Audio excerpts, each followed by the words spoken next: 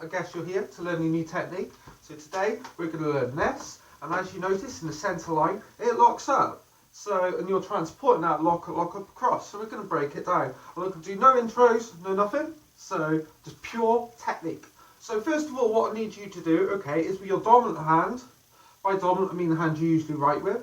You're gonna bring this in for this standard clutch. You're gonna take this like you already know how to clutch a chug. Okay. Next of all, what we're gonna do is we're gonna have this spinning in wall plane, and we're gonna have this so the rotations are coming up. So if our head was in the way, this will be uppercutting us instead of hitting us on the head here. If you see.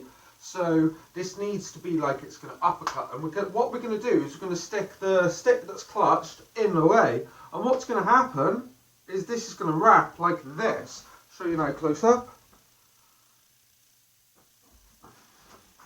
So as you can kind of see, this thing here now, I've got cross clutched. So as long as you can get into this just by holding the top stick, that's cool. Right, so what we're going to do is we're going to aim to collapse both these sticks inwards, okay? By collapsing, I mean the stick that you've just wrapped around. We're going to collapse these inwards. We're going to grab them like this, okay? Now, the next step is very important to notice, okay? Because see, this is 3 sticks, okay? So the white one's on the top, yeah. The middle one is already wrapped. Okay, by the white one and the red one, and the red one's on the bottom, okay? The red one, we're going to throw this back like this, okay? Then we're going to sneak and grab this stick here.